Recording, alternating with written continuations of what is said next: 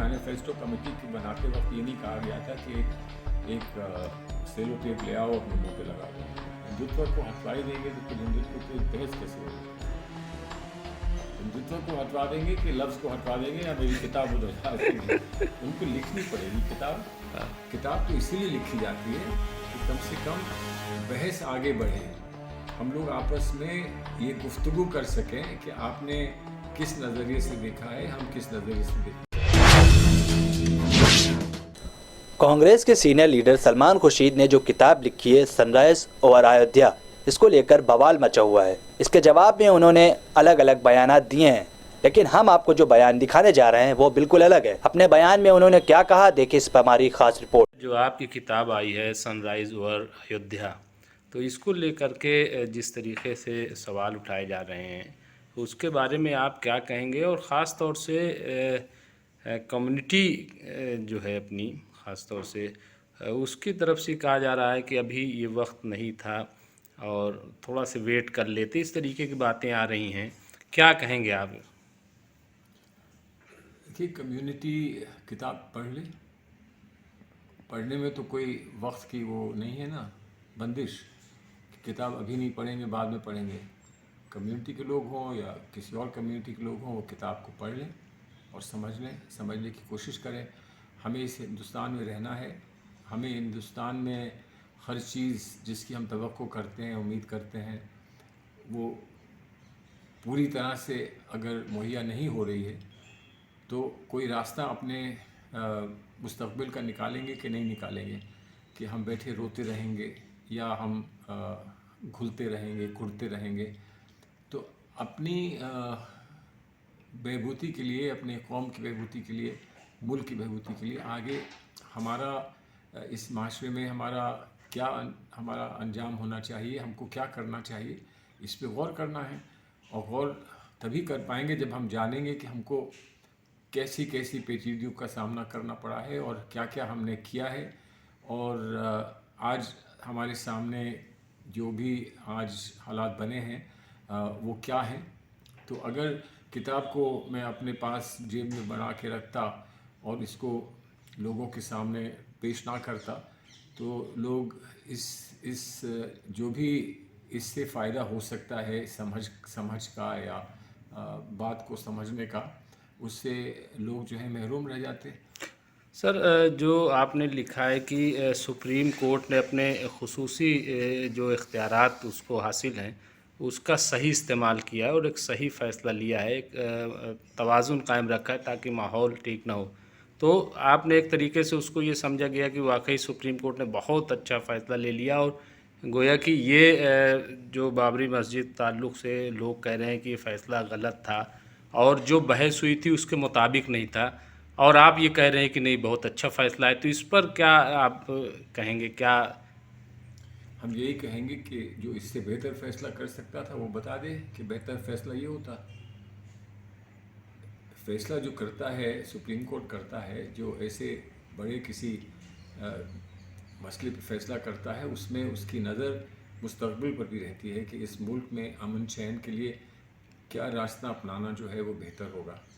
ये उनका एक कॉन्स्टिट्यूशन में उनको ये हुकूक भी दिए गए हैं, आर्टिकल 142 में, जो कहता है कि कंप्लीट जस्टिस करने की कोशिश कीजिए।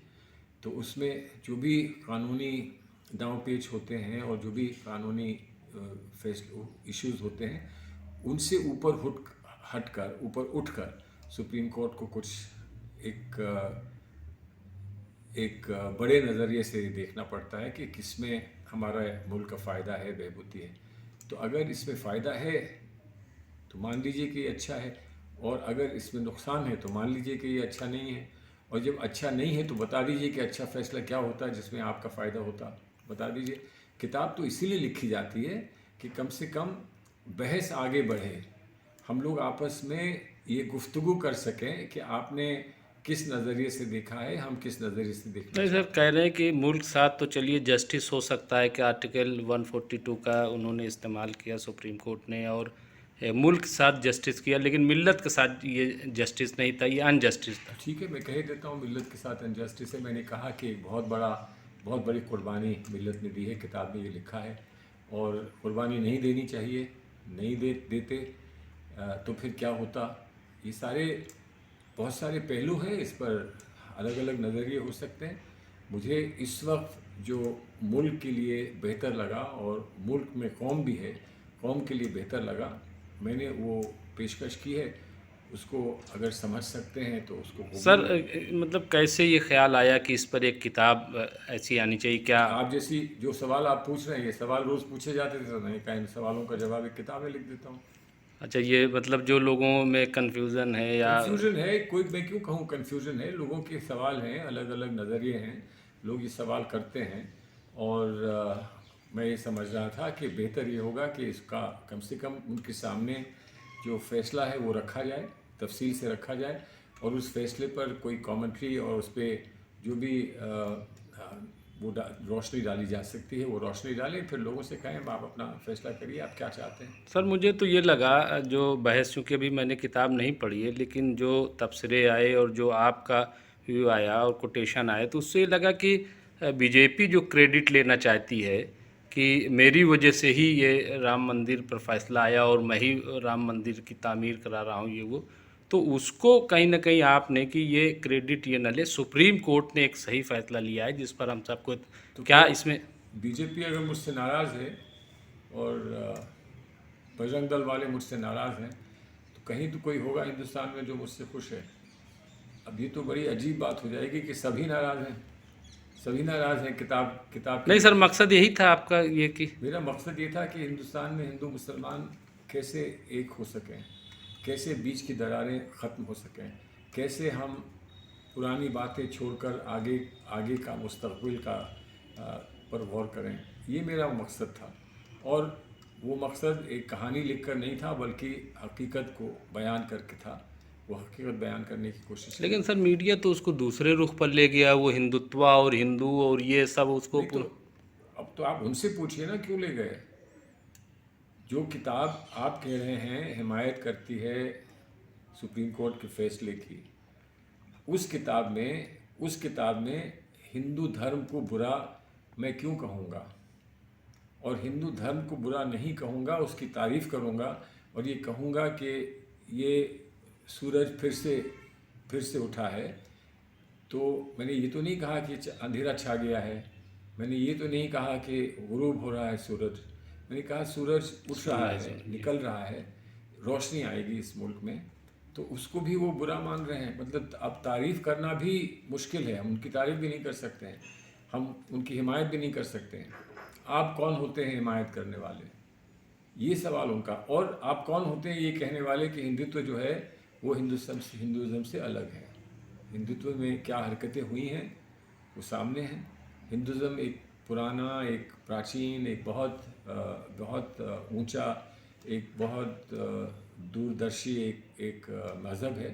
हिंदुस्तान के जो बड़े मज़हब हैं उसमें इस्लाम है, हिंदुज़म है, क्रिश्चियनिटी है, उसमें बुद्धिज़्म है, सिखिज़म है। सभी को एक साथ रखने के लिए क्या तरतीब बनाई जाए, किस तरतीब पर हम अमल करें, ये मैंने कोशिश करी है कि इस किताब में इस बात को थोड़ा सा नुमाया करें। सर बीजेपी का इख्तलाफ तो समझ में आता है, चलिए कि वो कुछ ना कुछ तो बोलेंगे, क्योंकि जब उनका आप क्रेडिट छीनने की कोशिश करेंगे राम मंदिर से तो बोलेंगे। लेकिन कांग्रेस में अगर बोला जा रहा है तो क्या कहेंगे? कांग्रेस में अगर कांग्रेस के लोग ही नहीं समझ पा रहे हैं कि हमारे अंदर का साथी, हमारा लीडर जो कह रहा है वो सही है, और कांग्रेस की ये नहीं समझ में आ रहा है कि ऐसे कौन है कांग्रेस में जो नहीं समझे। नहीं, इसलिए गुलाम नबी आज़ाद ने देखिए, सबसे पहला बयान दिया। अगर वो नहीं समझे तो वो ये समझाएं कि वो क्यों नहीं समझे। अब मैं समझाऊं कि वो क्यों नहीं समझे तो सही नहीं होगा ना। उन्होंने जो भी बयान दिया, उन्होंने कहा कि मैं हिंदुत्व से मुझे इख्तलाफ है, तो मैंने भी हिंदुत्व से इख्तलाफ बताया। तो वो क्यों करते हैं इख्तलाफ और मैं क्यों करता हूँ इख्तलाफ, ये तो जब वो बताएंगे तभी मैं बता पाऊँगा। मैंने तो बता दिया कि वो गलत इस्तेमाल जो मज़हब का करता है उससे मुझे इख्तलाफ है। अब वो क्या चाहते हैं, वो क्या कहते हैं, वो तो वही बताएंगे। मैं उनसे कैसे उनके जहन के अंदर घुसकर मैं कैसे बता सकता हूँ कि उनके जहन में क्या बात थी। नहीं, लोगों ने कहा कि यूपी का इलेक्शन हो रहा है, आप मैनिफेस्टो कमेटी के चेयरमैन हैं, और अब ये पूरा मामला हिंदुत्व, इससे नुकसान होगा क्या आपको लगता है कि क्या?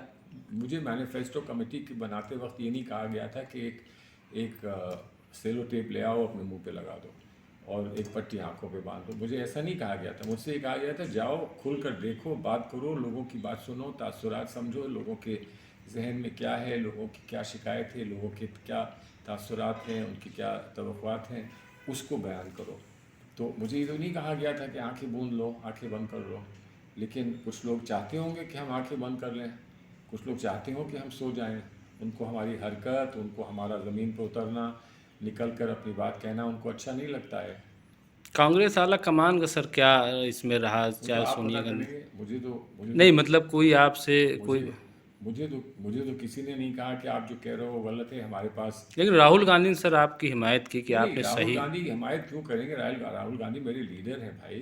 राहुल गांधी मेरे लीडर हैं। मुझे बड़ा फ़ख्र है कि उन्होंने ऐसी बात कही। लेकिन मैं नहीं चाहूँगा कि उनको या किसी और लीडर को, मेरे जिनको मैं लीडर मानता हूँ, उनको कहीं कोई इस बात की वजह से कोई शिकायत हो, तकलीफ़ हो, कहीं उनको कोई कोफ्त हो, ऐसा नहीं मैं चाहूँगा। लेकिन उन्होंने एक बहुत बड़ी बात कही है, इसका एहतराम होना चाहिए। और मैं उम्मीद करता हूँ कि जिस तरह से उनकी कोशिश है कि वो जहन को साफ़ कर दें, हम सब के जहन को साफ़ कर दें, मैं उसका इस्तकबाल करता हूँ और उम्मीद करता हूँ कि जो रास्ता वो दिखाएंगे उस पर हम लोग सब चलेंगे। सर दो एक लीडरान ने जो कांग्रेस के हैं, सीनियर लीडर हैं, उन्होंने कहा कि मैं हटवा दूंगा हिंदुत्व लफ्ज़ को, तो क्या कहाँ वाकई? से हटवा देंगे? हटवा दें, मुझे क्या प्रॉब्लम है? हिंदुत्व को हटवा ही देंगे तो फिर हिंदुत्व की बहस कैसे होगी? हिंदुत्व को हटवा देंगे कि लफ्ज़ को हटवा देंगे या मेरी किताब उधर ला देंगे? उनको लिखनी पड़ेगी किताब।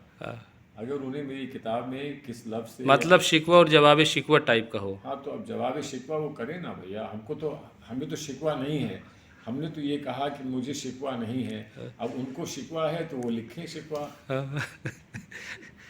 तो अपने स्टैंड पे सर आप कायम हैं, और आपका जो स्टैंड है? मुझे ज़िंदगी में बता दीजिए कभी मैंने अपने स्टैंड से कदम पीछे लिया हो। मैं तो ऐसी बात कहता नहीं हूँ जिसमें शर्मिंदा होना पड़े, पीछे आना पड़े। ऐसी बात मैं कहता नहीं हूँ, और जो मैं कहता हूँ उससे पीछे हटने का कोई सवाल ही नहीं है। सर तो ये किताब उर्दू में भी आएगी? उम्मीद करता हूँ आप जैसे लोग कोई इसका तर्जुमा कर देंगे। उर्दू में भी आएगी, हिंदी में भी आएगी, पंजाबी में भी आनी चाहिए। तो हर ज़बान में आनी चाहिए किताब। जिस तरह से ये बिक रही है तो हर ज़बान में पहुँचनी चाहिए। क्योंकि उर्दू में जब आएगी तभी तो मिल्लत भी थोड़ा गौर कर पाएगी कि क्या आपने। अब ये आपकी राय है और अच्छी राय है कि मिल्लत किताब पढ़ना चाहती है। तो अगर पढ़ना चाहती है तो मुहैया कराएंगे। जी शुक्रिया बहुत बहुत सर। जी शुक्रिया। तो नाजरीन, हम फिर आज कुछ बड़ी खबरों के साथ देखते रहिए MMC न्यूज़ इंडिया नई दिल्ली। शुक्रिया, खुदा हाफिज़।